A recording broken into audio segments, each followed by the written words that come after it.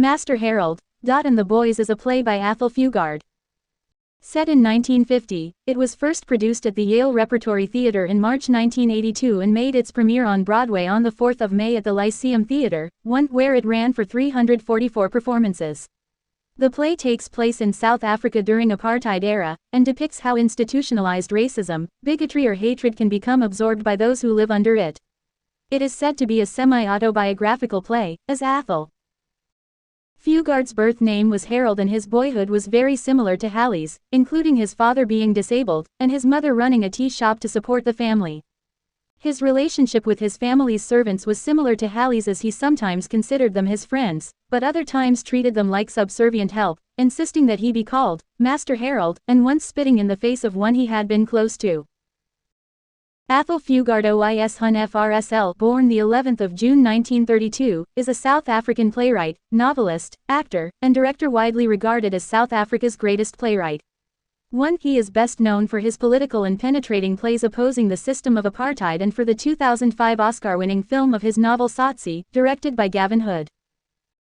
Acclaimed as the greatest active playwright in the English-speaking world, by Time in 1985, Fugard continues to write and has published more than 30 plays. Fugard was an adjunct professor of playwriting, acting and directing in the Department of Theater and Dance at the University of California, San Diego. He is the recipient of many awards, honors, and honorary degrees, including the 2005 Order of Ikhamanga in Silver, for his excellent contribution and achievements in the theater, from the Government of South Africa. He is also an honorary Fellow of the Royal Society of Literature. 6. Fugard was honored in Cape Town with the opening of the Fugard Theatre in District 6 in 2010, and received a Tony Award for Lifetime Achievement in 2011. 8. Written by Athol Fugard. Characters: Hallie, Sam, Willie. Date premiered 1982. Place premiered Yale Repertory Theatre, New Haven, Connecticut. Original language: English. Subject: a student moves from childhood innocence to poisonous bigotry. Genre: drama. Setting: Street, George Park Tea Room, Port Elizabeth, South Africa, 1950. The play initially was banned from production in South Africa. It was the first of Fugard's plays to premiere outside of South Africa. 1. Plot: Servants Sam and Willie are practicing ballroom steps in preparation for a major competition, while maintaining Hallie's mother's tea shop on a rainy day. Sam is the more worldly of the two. When Willie says his ballroom partner and girlfriend is lacking enthusiasm, Sam points out that Willie beats her every time she makes a mistake. 17-year-old Hallie arrives home from school, and cheerfully asks about the dancing progress. Sam mentors the boy, wishing to guide him through adolescence into manhood, while Willie is the loyal black, who calls the white Afrikaner boy Master Harold. The conversation between the three moves from Hallie's schoolwork to an intellectual discussion on A Man of Magnitude, where they mention various historical figures of the time and their contribution to society, to flashbacks of Hallie, Sam and Willie when they lived in a boarding house. Hallie warmly remembers the simple act of flying a kite Sam had made for him out of junk. Hallie wishes to write a story about that kite for school, but he feels the ending was too simple, as he recalls how he had sat on a park bench to watch the kite fly, while Sam quietly went back to work. Conversation then turns to Hallie's 500-word English composition, where they describe the ballroom dancing floor as a world without collisions, a transcendent metaphor for life. Almost immediately, despair returns. Sam had early on mentioned why Hallie's mother is not present. The hospital had called about his father, who has been there receiving treatment for complications from a leg he lost in World War I, to discharge him, and she had left to bring him home. However, Hallie, indicating that his father had been in considerable pain the previous day, insisted that his father wasn't well enough to be discharged, and that the call must have been about a bad turn, rather than a discharge notice. A call from Hallie's mother at the hospital confirms that Hallie's father is manipulating the hospital into discharging him, although he is indeed not feeling any better than before, so it's still unofficial, and Hallie remains hopeful that the discharge won't happen. A second call from Hallie's mother later reveals that the discharge is official, and Hallie's father is now home. Hallie is distraught about this news, since his father, who in addition to being crippled, is revealed to be a tyrannical alcoholic, and his being home will make home life unbearable with his drinking, fighting, and need for constant treatment, which includes demeaning tasks of having to massage his stump and empty chamber pots of urine. Hallie vents to his two black friends years of anger and pain, viciously mocking his father and his condition. But when Sam chastises him for doing so, Hallie, although ashamed of himself, turns on him, unleashing vicarious racism that he learned from his father, creating possibly permanent rifts in his relationship with both Sam and Willie. For the first time, apart from hints throughout the play, Hallie begins explicitly to treat Sam and Willie as subservient help rather than as friends or playmates, insisting that Sam call him Master Harold, and spitting on him, among other things. Sam is hurt and angry about this, and both he and Willie stop just short of attacking Hallie, but they both come to understand that Hallie is really causing himself the most pain. There is a glimmer of hope for reconciliation at the end, when Sam addresses Hallie by his nickname again and asks to start over the next day, and maybe fly another kite, hearkening back to the simple days of the other kite. Sam recalls the reason he had made that kite in the first place. Once, Hallie's father had passed out from drunkenness at a hotel bar, and young Hallie and Sam had to fetch him, as Hallie's mother was unavailable to do so. Sam had to literally carry Hallie's unconscious father home on his back, while young Hallie miserably followed, carrying his crutches. Sam took pity on young Hallie's shame and humiliation, and wanted to give Hallie something to be proud of. In the present, Hallie, horrified about what he's done, is barely able to face Sam, responds without looking up, "It's still raining, Sam. You can't fly kites on rainy days, remember," and asks Willie to lock up the tea shop. Sam then gives Hallie a twist ending to the kite story. The reason Sam left was because the bench Hallie had sat on to watch the kite had said, "Whites only," but young Hallie had been too excited to notice it, but now, he can figuratively leave it at any time. Hallie exits into the rain without response. The play ends while Sam and Willie consoling each other by using Willie's bus fare to play the jukebox, and they ballroom dance together. John Simon, writing for New York Magazine, was measured in his review. Fugard has now perfected his way of writing plays about the tragedy of apartheid. He avoids the spectacular horrors and concentrates instead on the subtle corrosion and corruption, on the crumbling of the spirit for which the cure would be heroic action that may not be forthcoming, which the blacks try to assuage with the salve of dreams, the whites with the cautery of oppression. John Simon, Two Heralds and No Medea. May 17, 1982, 3. Frank Rich of the New York Times praised the performance at the original Broadway premiere. There may be 2 or 3 living playwrights in the world who can write as well as Athol Fugard, but I'm not sure that any of them has written a recent play that can match Master Harold and the Boys. Mr. Fugard's drama, lyrical in design, shattering in impact, is likely to be an enduring part of the theater long after most of this Broadway season has turned to dust. Frank Rich, Master Harold, Fugard's drama on the origin of hate.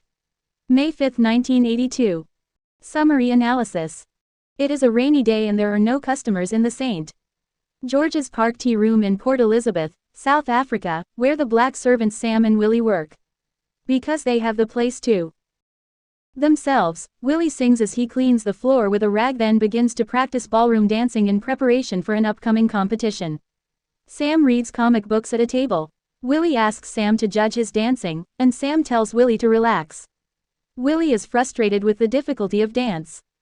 Sam and Willie discuss movie star dancers and romance as a metaphor for dance. Willie says he doesn't have any romance left for his dancing partner, Hilda. She doesn't come to practice, he says, and she sleeps with other men. Sam gets Willie to admit he's been beating Hilda when she misses steps and has scared her away. In an effort to help Willie with his practice, Sam gives a demonstration of the quickstep. He is a great dancer. Hallie, the owner's son, enters at the door to see the end of Sam's performance. Willie springs to attention to wait on Hallie while Sam is more casual. Sam tells Hallie that his mom has gone to pick Yufa's father, who is a crippled war veteran, from the hospital. The story opens one rainy afternoon in Port Elizabeth, South Africa. Inside a St. George's Park tea room, 2 black South African men of middle age, Sam and Willie, are bantering while cleaning the floor and practicing steps for an upcoming ballroom dance competition. Sam helps Willie with his dance moves and advises him about issues he's having with his dance partner and girlfriend, Hilda. Willie accuses her of being unfaithful and complains she hasn't shown up for practice. Sam points out that perhaps she hasn't shown up because Willie beats her. Hallie, the 17-year-old son of the tea room's white owners, enters, returning from school. He playfully exchanges words with the two men, who are longtime family servants. Hallie has a friendly relationship with the two, especially Sam. Willie is more subservient, calling Hallie Master Harold, while Sam is more paternal. Sam tells Hallie that his mother is visiting his father at the hospital. Hallie grows upset that his father, a violent, racist, alcoholic who lost his leg during World War II, may be coming home.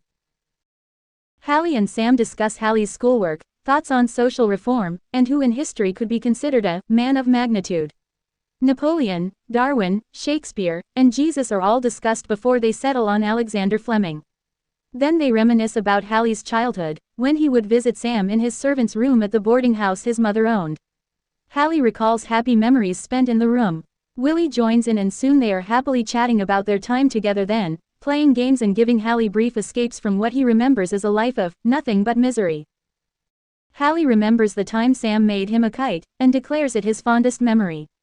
Hallie was certain the toy, made from scraps, wouldn't fly because, as he puts it, what the hell does a black man know about flying a kite? But it flew, and Hallie was ecstatic. He wonders why Sam wouldn't sit with him on the bench that day in the park. Sam is evasive and simply says he had to work. Hallie says it's strange, a little white boy flying a kite with a black man old enough to be his father. When Sam asks if it's strange because one was white and the other black, Hallie says he supposes it would have been just as strange with his crippled father, then declares he sometimes wishes they were back in that room where life felt the right size. Hallie's mother calls and tells him his father wants to come home, but Hallie tries desperately to convince her to make him stay. He hangs up, but fearful his mother will give in to his father, Hallie begins taking his feelings out on Sam, who calmly turns Hallie's attention to homework, which is to be an essay about a cultural event, something he has no interest in doing. Sam encourages him, and Hallie settles to it. However, still frustrated and angry, Hallie orders Sam to get back to work washing the windows. Sam and Willie work and talk about the competition and Hilda, with Sam trying to convince Willie to stop hitting her. Hallie becomes angry when they wind up in a scuffle near him, and demands they stop all the dancing nonsense and declares dancing a simple-minded activity. This starts a discussion with Sam about the merits of dance. Sam launches into a powerful description of dance as a metaphor for life, a beautiful moment in time when there is a world without collisions. Hallie is enchanted by this concept. He hatches on the idea of writing his essay about the dance event. Soon, all three are excitedly working away on the idea. Another call from Hallie's mom interrupts them. She tells Hallie she is coming home with his father. He furiously lays into her, but when she puts his father on, Hallie's tone becomes cheerful and welcoming. Hallie hangs up, then explodes, viciously venting his pent-up resentments. When Sam says he shouldn't speak ill of his dad, Hallie's fury targets Sam. He cruelly lashes out, deciding to treat Sam and Willie as his father does. He begins ordering them around and belittling them. He tells Sam he must call him Master Harold from now on. Sam tells him that if says it once, he will never call Hallie anything else again, but Hallie insists. He continues tearing apart their relationship with every word, despite Sam warning him to stop before it's too late. Hallie tells one of his father's racist jokes, then spits in Sam's face. Sam, tempted to hit Hallie, backs off when Willie tells him that Hallie is still just a little boy. After Hallie grows quiet, Sam lets loose. He recounts the time Hallie, as a child, was called to get his drunken father from a bar, and how it was Sam who carried the man home on his back and cleaned him up. Sam laments that all he has tried to do is help Hallie grow into a better man than his father, and fears he has failed. He tells Hallie the reason he couldn't sit with him on the bench in the park was because it was for whites only, and that if he isn't careful, Hallie will still be sitting alone on that bench one day. Master Harold, and the boys' summary. The play is set in the St. George Tea Room in Port Elizabeth, South Africa. Sam and Willie, two middle-aged black servants, are cleaning up the room on a rainy day. They banter while they do their work, and Sam helps Willie learn ballroom dancing. Willie is going to participate in an upcoming competition but is struggling with the steps. He is also irritated with his girlfriend and partner, Hilda, for supposedly being unfaithful.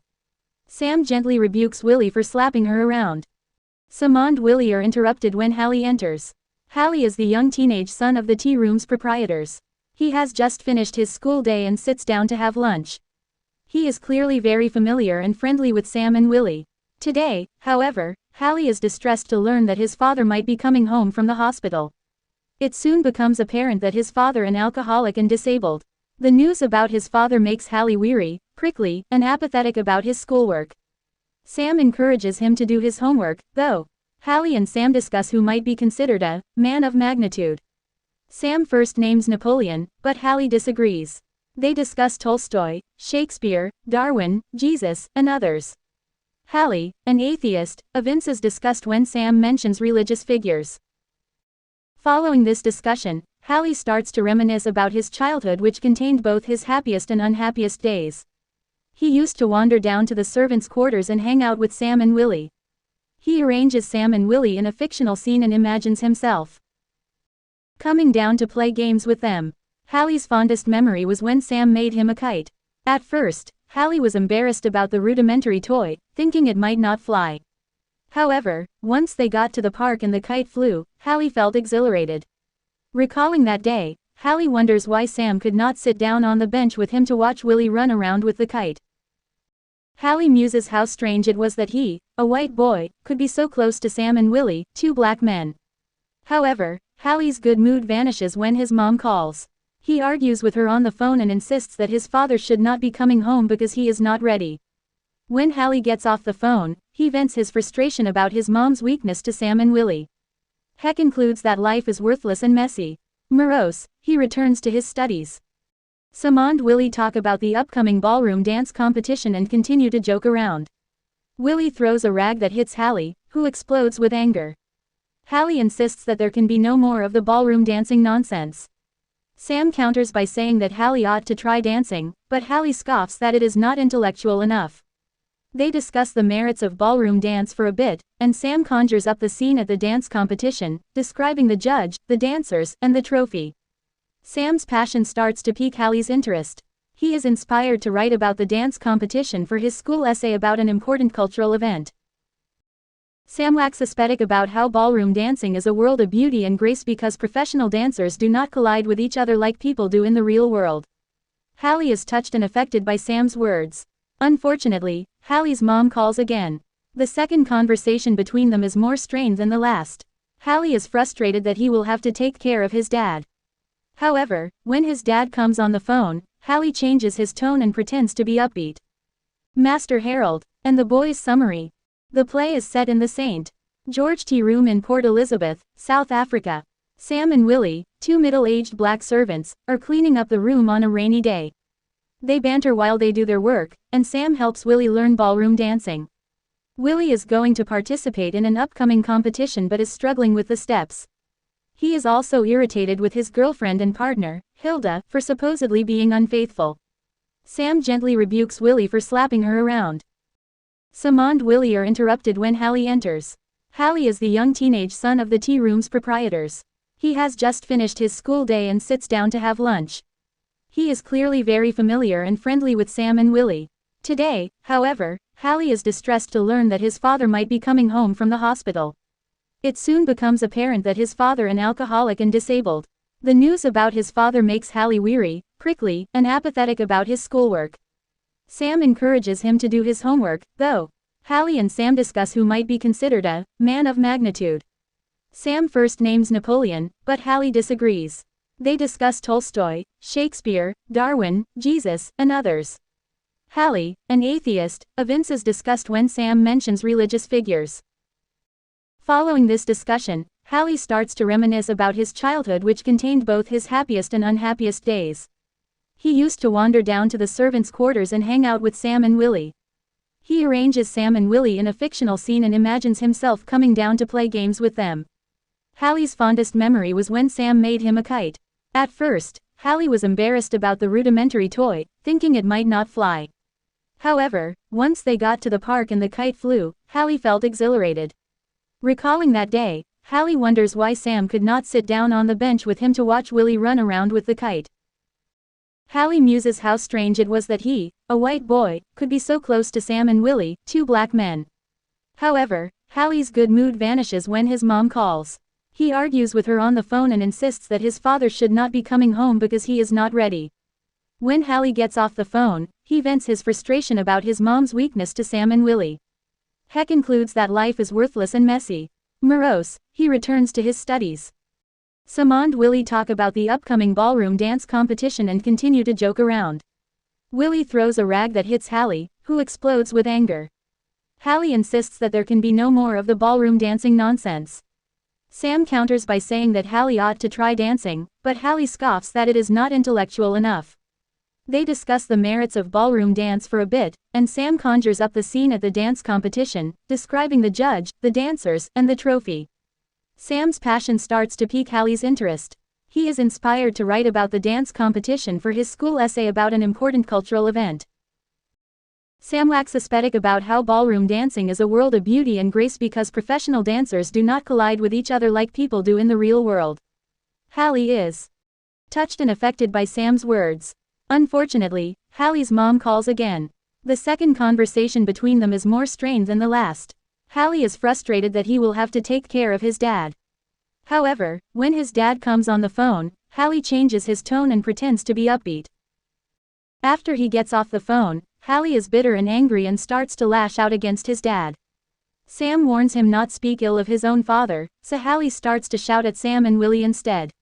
He becomes increasingly belligerent, and starts commanding the men to get back to work.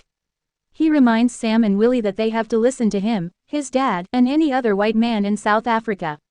Hallie then informs Sam he must call him Master Harold. Sam remains quiet for a beat and tells Hallie that if he really wants that, Sam will never call him anything else. Hallie is offended by the threat. He sneers at Sam and repeats a cruel, racist joke that he and his father both find funny. Sam pulls down his trousers and shows the boy his rear end to demonstrate the absurdity of Hallie's behavior. Hallie is shocked and spits in Sam's face. Willie groans in despair. Sam wipes the spit off and wonders aloud if he should hit the boy but accedes to Willie's request that he should not. Then he tells Hallie that he is sorry to see that Hallie is this ashamed of his father and himself. He is sad to see that after all this time, his efforts to teach Hallie how to be a better man than his father have failed. He then tells Hallie that the reason he could not sit beside him while Willie flew the kite all those years ago was because the bench was for whites only. Hallie is clearly morose after the conflict and starts to silently gather up his things. Sam softly asks Hallie if they should make a new kite, but Hallie responds hopelessly that it is raining, and leaves. Left alone, Willie and Sam continue to close up the tea room. Willie sacrifices the money for his ride home to play a song on the jukebox. The two men practice dancing and Willie tells his friend that he won't beat Hilda anymore.